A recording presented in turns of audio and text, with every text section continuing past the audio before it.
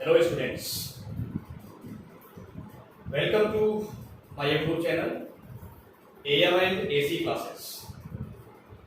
तो class 11th में chemistry के क्लास 11th में आज का हमारा टॉपिक है states of matter and it's classification. तो सबसे पहले मैटर के स्टेट्स का क्लासिफिकेशन पर जो है बात करने से पहले आपको ये जानना जरूरी होगा कि मैटर क्या होता है। ठीक है, तो पहले समझते हैं कि what is matter, then states of matter and then what is the classification of matter. Matter classification जो है क्या है उसको डिस्कस किया जाए। तो सबसे पहले हम बात करेंगे मैटर पर। मैटर का एक दूसरा नाम होता है विच इज सब्सटेंस। मैटर को हम सब्सटेंस भी कह सकते हैं, मैटर और सब्सटेंस। तो anything which occupies space and possesses mass are termed as substance और मैटर। मतलब वह सब कुछ जो स्पेस ऑक्यूपाई करता है और जिसमें कुछ ना कुछ मास होता है उसको हम मैटर कहते हैं। फॉर एग्जाम्पल जैसे मार्कर हमारे पास में, तो मार्कर को हम यदि कहीं रख देंगे इस तरह से, मान लीजिए हमारा हाथ एक प्लेस हो गया, तो हाथ पर ही कुछ ना कुछ स्पेस ऑक्यूपाई कर रहा है मार्कर, और यदि इसका हम इसके वेट का मेजरमेंट करेंगे, इसके मास को मेजर करेंगे, कुछ ना कुछ इसका मास भी होगा, उसको हम मिलीग्राम, ग्राम, किलोग्राम में रिप्रेजेंट कर सकते हैं। तो जो मार्कर एक सब्सटेंस हुआ, इसको मैटर कह सकते हैं। इसी तरह से जो भी आप देख रहे हैं, जिसको आप फील कर रहे हो, सभी कुछ क्या है, मैटर है। हम लोग भी मैटर, ठीक है। तो ये है matter. Now states of matter. States of matter और सब्सटेंसेस। मैटर के जो है 3 स्टेट्स होते हैं। मैटर की यदि हम स्टेट की बात करें तो मैटर को 3 मतलब मैटर जो है 3 फिजिकल स्टेट में एग्जिस्ट करता है। मैटर के 3 जो है फिजिकल स्टेट होते हैं। Number 1 solid and liquid and gas. Solid, liquid and gas, ये मैटर के 3 स्टेट्स हैं, सॉलिड, लिक्विड एंड गैस। तो इसमें सॉलिड क्या होता है, लिक्विड क्या होता है एंड गैस क्या होता है, तो आप लोग इससे फेमिलियर हैं, लेकिन इसको यदि हमें एक्सप्लेन करना हो तो कैसे एक्सप्लेन किया जाए, जरा ये देख लेते हैं। तो आपको बता दें इन तीनों में जो डिफरेंस होता है वो किस बात का होता है। यदि हम सॉलिड की बात करें तो यहां पर जो सॉलिड का वॉल्यूम होता है, सॉलिड का जो वॉल्यूम होता है, सॉलिड का जो वॉल्यूम है एंड जो इसका शेप है, वो दोनों क्या होते हैं, डेफिनेट होते हैं, मतलब फिक्स्ड होते हैं। बोथ आर फिक्स्ड, दोनों जो है फिक्स्ड है, ठीक है ना। तो जब वॉल्यूम एंड शेप दोनों फिक्स होंगे तो मैटर को हम सॉलिड कहेंगे। और यदि मैटर का वॉल्यूम जो है वो फिक्स हो लेकिन जो उसका शेप है वो फिक्स ना हो, मतलब इनडेफिनिट हो, इसको इनडेफिनिट समझ जाइएगा आप लोग। इनडेफिनिट मतलब जो फिक्स नहीं है, चेंज होता रहता है, तो उसको हम कहते हैं लिक्विड्स। इसलिए लिक्विड को हम जिस कंटेनर में कंटेन करते हैं ये उसके शेप को गेन कर लेता है। जैसे आप वाटर को अगर गिलास में रखेंगे तो उसका शेप गेन करेगा, इसी तरह से दूसरे कंटेनर में यदि रखेंगे, किसी भी बर्तन में आप उसको रखेंगे, तो जहां भी आप उसको रखेंगे उसका जो है शेप गेन कर लेगा, ठीक है ना। लेकिन उसका अपना वॉल्यूम होता है, वॉल्यूम उसका फिक्स है, जहां आप उसको रखेंगे उसका वॉल्यूम वो गेन नहीं करेगा। यदि हम गैस की बात करें तो गैस में जो वॉल्यूम है, वॉल्यूम एंड जो उसका शेप है, बोथ आर इनडेफिनिट। इसका दोनों जो है इनडेफिनिट होता है। आप समझ गए? दोनों इसका जो है इनडेफिनिट होता है। तो मैटर के 3 स्टेट्स होते हैं, सॉलिड, लिक्विड एंड गैस। इनको हम इस प्रॉपर्टीज के बेसिस पर आइडेंटिफाई करते हैं। अब एक क्वेश्चन आता है कि जो स्टेट्स ऑफ मैटर है, सॉलिड, लिक्विड एंड गैस, इसमें सॉलिड का ये दोनों जो है फिक्स क्यों होता है और इसका ये फिक्स ये इंडेफिनिट क्यों होता है, मतलब फिक्स क्यों नहीं होता? इसका दोनों जो है फिक्स नहीं होता, क्यों? तो इसमें हम एक थ्योरी का डिस्कस करेंगे, that is KMT. KMT means होता है काइनेटिक मॉलिक्यूलर थ्योरी। इसका फुल फॉर्म हुआ काइनेटिक मॉलिक्यूलर थ्योरी। तो काइनेटिक मॉलिक्यूलर थ्योरी के अकॉर्डिंग यदि हम इसकी बात करें सॉलिड की, तो इसके लिए हम एक कंटेनर यहां ले लेते हैं। ये कंटेनर है, इसमें हमने कोई सॉलिड सब्सटेंस जो है ले लिया फॉर स्टडी। ये कोई सॉलिड हमने ले लिया। हम जानते हैं कि सॉलिड को यदि आप तोड़ने लग जाएं, उसको ब्रेक करने लग जाएं, तो सबसे छोटा पार्टिकल जो मिलेगा उसको आप मॉलिक्यूल कहेंगे। है मॉलिक्यूल से भी छोटा पार्टिकल होता है, that is atoms, and atom से भी जो छोटे पार्टिकल्स हैं, फंडामेंटल पार्टिकल्स, जैसे इलेक्ट्रॉन, प्रोटॉन, न्यूट्रॉन एटसेट्रा। ठीक है, लेकिन यहाँ पर बेसिकली इसको हम जो इसका छोटा पार्टिकल है वो मॉलिक्यूल लेकर के इसको ट्रीट किया जाएगा। तो ध्यान रखिए स्टूडेंट्स, इसके जो मॉलिक्यूल्स हैं उसमें हमने 2 मॉलिक्यूल्स को एक साथ रख लिया। तो जो इसमें 2 कॉन्सिक्वेंट मॉलिक्यूल होंगे, कॉन्सिक्वेंट मींस जो अगल बगल हैं एक दूसरे के, उनको हमने यहां से निकाल के बाहर रख लिया ताकि उनकी हम स्टडी आसानी से कर सकें और ये समझ सकें कि यहां पर वॉल्यूम इसका फिक्स क्यों है, शेप भी इसका क्यों फिक्स है। मतलब जो यहाँ पर प्रॉपर्टी देख रहे हैं, इनकी ऐसी प्रॉपर्टीज क्यों हैं।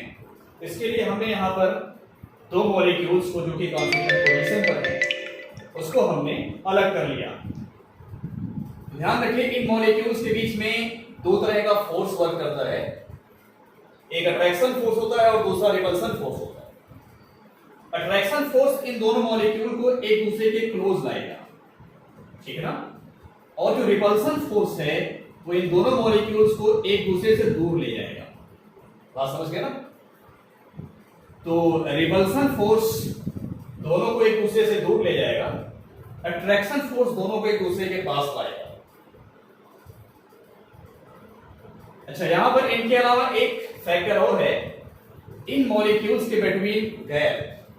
ठीक है, तो ध्यान रखिए यदि यहां पर हम इनके मतलब मॉलिक्यूल्स को क्लोज ले आएंगे तो गैप कम होगा, और मॉलिक्यूल के बिटवीन जितना गैप कम होगा मॉलिक्यूल उतना ही क्लोज होगा। मॉलिक्यूल जितना क्लोज होगा उतना ही उसके बिटवीन अट्रैक्शन फोर्स ज्यादा होगा, उसके बीच का जो अट्रैक्शन फोर्स है वो ज्यादा होगा। एंड इसका अपोजिट हम लोग बोल सकते हैं कि यदि इसको जितना दूर ले जाएंगे तो अट्रैक्शन फोर्स कम होगा, रिपल्सन फोर्स बढ़ेगा। We well know that attraction force is inversely proportional to repulsion force. इसको आप अट्रैक्शन फोर्स समझिएगा, AF is directly proportional to the repulsion force. Sorry, उल्टा बोल दिया हमने। Attraction force is inversely proportional to the repulsion force. ये होता है,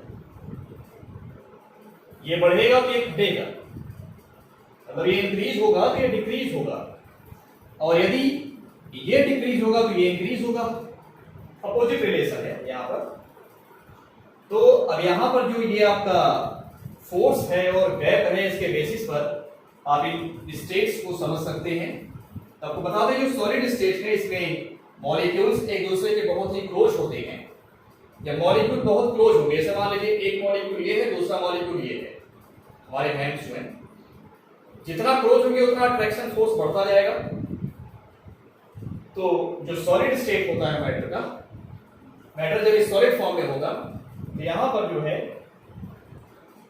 अट्रैक्शन फोर्स ज्यादा होगा, क्योंकि दोनों एक दूसरे के क्लोज हैं, स्पेस कम है इनके बिटवीन, गैप कम है। जब अट्रैक्शन फोर्स ज्यादा होगा तो जो ये मॉलिक्यूल्स हैं ये अपने पॉइंट पर फिक्स हो जाएंगे। जब ये अपने पॉइंट पर फिक्स हो जाएंगे तो इधर उधर मूव नहीं कर सकते, ठीक है। इनको हम कंप्रेस भी नहीं कर सकते ज्यादा, बिकॉज उनके बिटवीन गैप बहुत कम होता है। तो बेसिकली ये क्लोजली पैक हो जाते हैं, जिससे इसका वॉल्यूम भी फिक्स हो जाता है और शेप भी फिक्स हो जाता है। अब यदि हम बात करते हैं लिक्विड स्टेट की, तो लिक्विड स्टेट में क्या होता है कि जो ये मॉलिक्यूल्स हैं थोड़ा सा इनके बिटवीन गैप बढ़ जाता है, मतलब ये कुछ डिस्टेंस पर चले जाते हैं सॉलिड स्टेट के कंपैरिजन में। जब ये कुछ डिस्टेंस पर जाएंगे तो यहां पर क्या होगा, रिपल्सन फोर्स बढ़ेगा, अट्रैक्शन फोर्स घटेगा।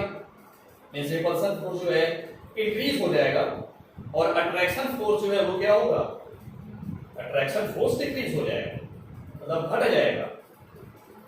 तो इस वजह से मॉलिक्यूल्स जो है थोड़ा मूव करने लग जाते हैं, बट एसोसिएट होते हैं एक दूसरे से, पूरी तरह फ्री नहीं होते। पूरी तरह फ्री ना होने की वजह से यहां जो वॉल्यूम है वो क्या होता है, फिक्स हो जाता है। और चूंकि मॉलिक्यूल्स में मूवमेंट हो रहा है, इस वजह से उनका जो शेप है वो इनडेफिनिट हो जाता है, पॉइंट पर फिक्स ना होने की वजह से। और जब हम बात करते हैं गैस की, ये मॉलिक्यूल कुछ ज्यादा ही डिस्टेंस पर चले जाते हैं। जब कुछ ज्यादा ही डिस्टेंस पर चले जाएंगे तो वहां पर क्या होगा, ना तो मॉलिक्यूल एक दूसरे से एसोसिएट हैं और ना ही उनके बीच का जो रिपल्सन फोर्स है वो कम है, बल्कि रिपल्सन फोर्स बहुत ज्यादा हो जाता है, अट्रैक्शन फोर्स कम हो जाता है, गैप भी ज्यादा हो जाता है, ठीक है। तो मॉलिक्यूल इधर उधर ज्यादा भागते हैं, मतलब मूवमेंट उसमें ज्यादा होता है, एक तरह से जिग-जैग मोशन करता है, जिसको लोग बोलते हैं ब्राउनियन मूवमेंट। जैसे अगर हम गैस की बात करें, ये गैस है, यहाँ एक पार्टिकल होगा, ये पार्टिकल यहाँ जाएगा, फिर यहाँ जाएगा, यहाँ इस तरीके से उसका डायरेक्शन क्या है, चेंज होता रहता है, किसी पर्टिकुलर एक डायरेक्शन में मूव नहीं करता। तो डायरेक्शनलेस जो मूवमेंट है उसको हम लोग बोलते हैं ब्राउनियन मूवमेंट। इसी तरीके से बाकी के जो पार्टिकल्स हैं गैस के, वो सभी मूव करेंगे। तो गैस के पार्टिकल्स एक दूसरे से बहुत ही कम अट्रैक्ट होते हैं, ऐसा नहीं कह सकते कि अट्रैक्ट नहीं होते, बहुत कम अट्रैक्ट होते हैं, ठीक है। एक गैस है आइडियल गैस, उसकी बात हम कभी करेंगे, गैसेस स्टेट वाले चैप्टर में। उसके मॉलिक्यूल्स अट्रैक्ट नहीं होते, फ्री होते हैं पूरी तरह। लेकिन यहाँ पर मॉलिक्यूल अट्रैक्ट होंगे, थोड़ी बहुत होंगे, लेकिन उसको हम नेग्लेक्ट कर देंगे जैसे भी होंगे। तो अट्रैक्शन बहुत कम होने की वजह से मूव करते हैं तेजी से, जिससे इनका वॉल्यूम एंड शेप दोनों इनडेफिनिट हो जाता है।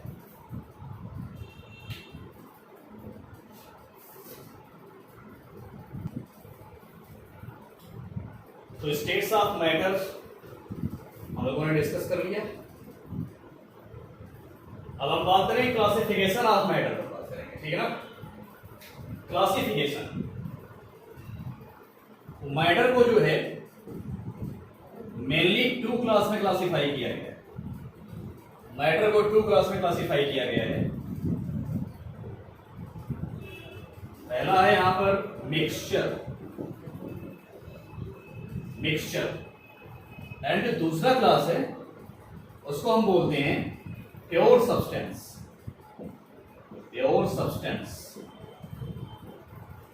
ठीक है ना, प्योर सब्सटेंस, ठीक। मिक्सचर को जो है फर्दर 2 क्लास में क्लासिफाई किया गया, homogeneous mixture,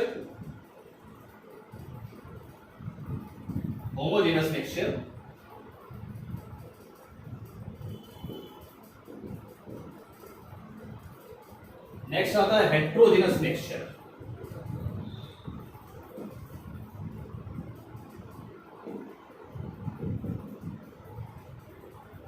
pure substance further classified into 2 class, इसको जो है फर्दर 2 क्लास में क्लासिफाई किया गया, element and compound. First is element and second is compounds, elements and compounds, ठीक है। तो अब एलिमेंट्स की यदि हम बात करें तो एलिमेंट्स को भी जो है फर्दर कई क्लास में क्लासिफाई किया गया। एक आता है आपका मेटल, दूसरा आता है नॉन मेटल, और तीसरा जो है वो आता है मेटलॉइड्स।